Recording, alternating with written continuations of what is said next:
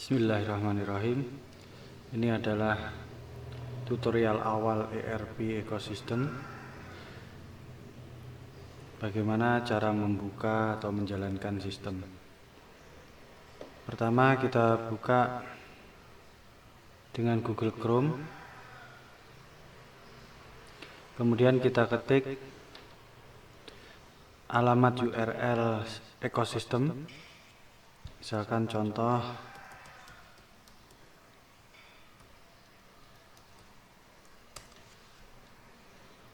itu. Setelah kita ketik URL, kemudian kita tekan enter, akan ditampilkan menu login. Selain menggunakan Google Chrome, kita juga bisa menggunakan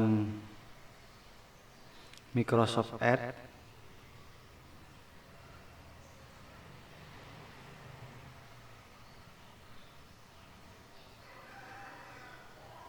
Ya, Microsoft Edge yang simbolnya seperti ini.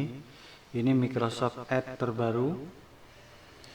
Jika menggunakan Microsoft Edge yang versi sebelumnya mungkin akan banyak kendala. Sebetulnya sangat direkomendasikan menggunakan Google Chrome, karena Google Chrome ini selalu up to date.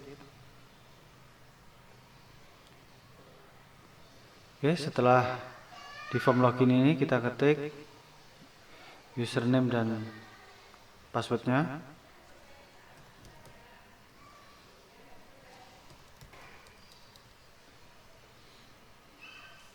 Oke, setelah dimasuki username dan password, jika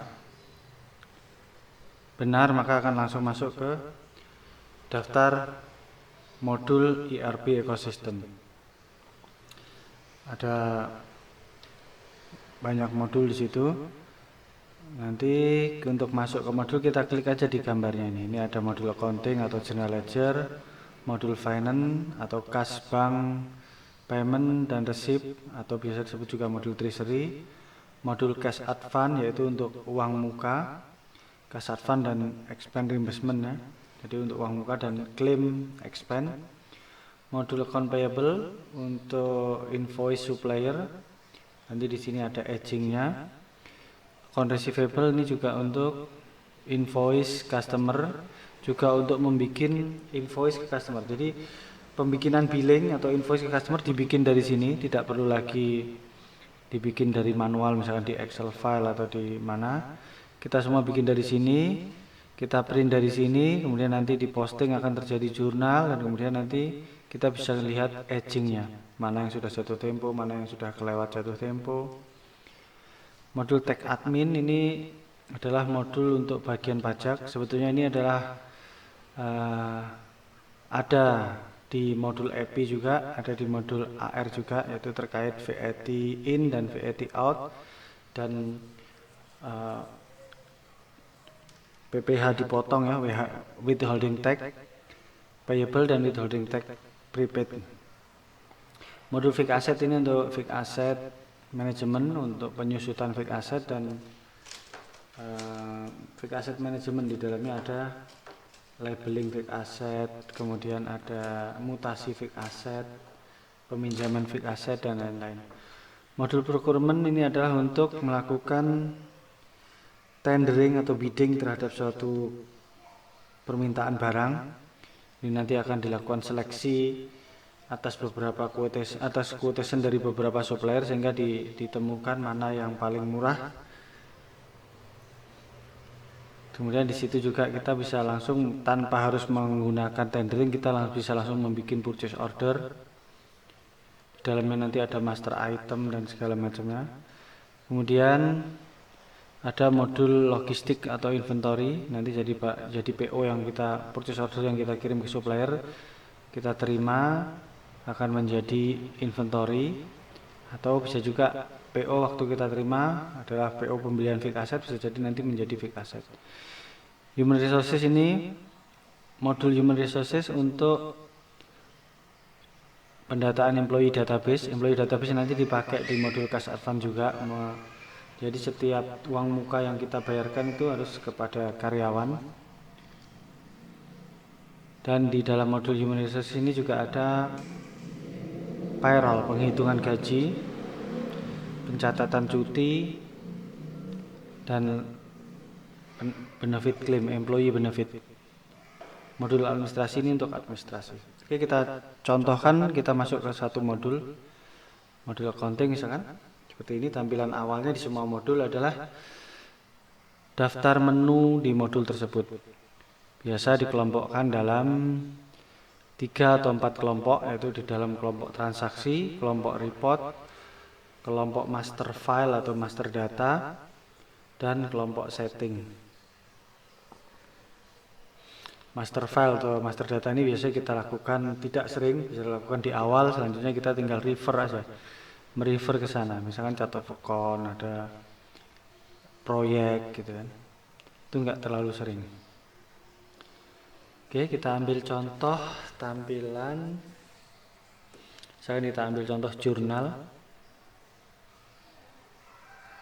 Oke, atau kita ambil contoh chart of account ya. Nah, maka tampilan standarnya adalah seperti ini. Di semua modul akan ditampilkan daftarnya, kecuali jika menunya menyebutkan itu form. Kalau form itu langsung dia masuk ke formnya.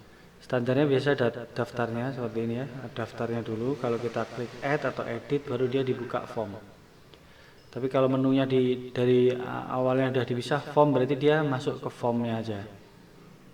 Seperti ini form. Nanti kalau ini diklik save, maka dia akan masuk ke listnya, daftarnya. Seperti ini. Oke.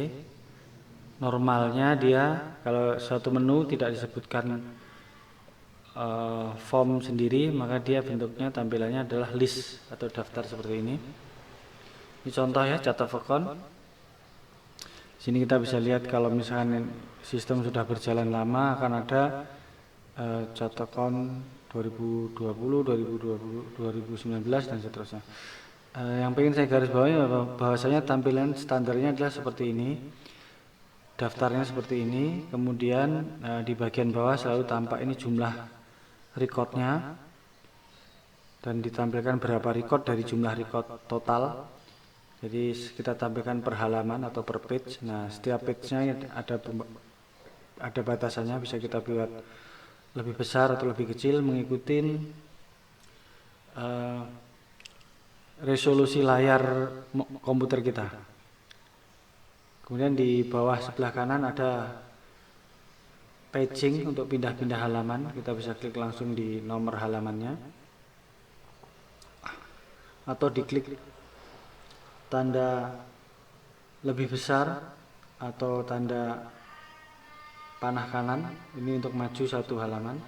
Atau jika kembali kita klik tombol dengan tanda kurang dari atau tombol dengan tanda panah ke kiri ini untuk kembali ke halaman berikutnya, satu halaman. Demikian. Di atas, jadi di tengah ini bentuknya tabel ya, bentuknya tabel. Terus di atasnya biasanya filter seperti ini nih, kita bisa filter per tahun, filter berdasarkan nama, filter berdasarkan tanggal gitu ya. Kemudian di atasnya adalah toolbar ini, add, refresh, print, export, close gitu. Kita coba buka menu yang lain, misalkan menu jurnal ini. Kalau kita klik filter, kadang-kadang filternya disembunyikan. Jika kita ingin memfilter tampilan atau kita memfilter data, saya mau lihat transaksi suatu bulan tertentu ya, kita klik filter, kemudian kita masukkan di text box transaksi date, kita masukkan dari tanggal berapa sampai tanggal berapa ya. Ada banyak variasi filter. Kita bisa masukkan salah satunya, atau misalkan bisa masukkan 2 kriteria, maka begitu diklik apply, sistem akan menampilkan datanya jika datanya memang ada. Atau kita bisa ekspor ke Excel. Ini untuk mengekspor, fungsi tombol ekspor di sini adalah mengekspor daftar ini ke dalam Excel file.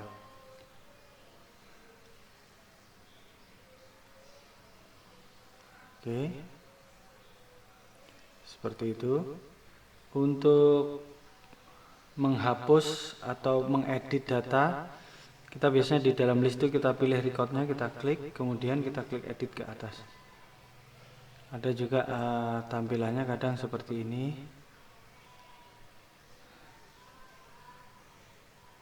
Ya, seperti ini. Ini kalau begini, ini kalau kita klik editnya langsung disediakan di setiap row, kita cukup klik langsung di row-nya tersebut. Seperti di kolom catat account tadi. Jika dirasakan tampilan layar ini kurang lebar misalkan atau terlalu sempit, misalkan tampilan seperti ini ya, dan tidak bisa digeser lagi, maka kita bisa di Google Chrome tuh kita bisa kecilkan ukurannya, kita zoom out. Jadi gitu nanti tampilannya akan tampak lebih lega. Oke. Untuk saat ini komputer dengan resolusi Full HD adalah yang terbaik untuk memakai sistem, jadi tampak lebih lega. Oke. Untuk kita pindah ke menu lain, tadi kita di samping modul ini kita bisa klik menunya. Di sampingnya nama modul ini ada modules, ini adalah kita pindah ke daftar modul. Sebelah kanan ini ada nama entitasnya, kemudian di sampingnya lagi di atas sebelah kanan ini ada nama usernya. Ini kalau kita klik di nama usernya ada menunya. User bisa melakukan material request. Jadi setiap user atau setiap karyawan yang terdaftar sebagai user, maka dia punya self service untuk melakukan material request. Ini menggantikan material request yang bentuk kertas, nanti kita gantikan dengan di sistem ini. Jadi tidak lagi pakai material request bentuk kertas. Kemudian ada catatan pemakaian dana, ini biasanya dipakai untuk admin departemen. Bahwasanya mereka akan memaintain petty cash yang sebelumnya dipakai menggunakan Excel, ini bisa kita pindahkan dipakai di sini. Jadi nanti di sini ada historisnya. Dan kemudian kalau kita klaimkan ke finance, kita tinggal dengan satu klik dia akan masuk ke finance untuk diklaim.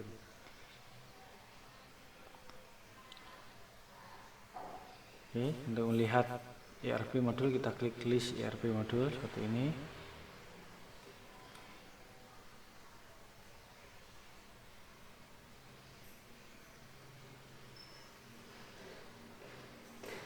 Demikian cara menjalankan sistem.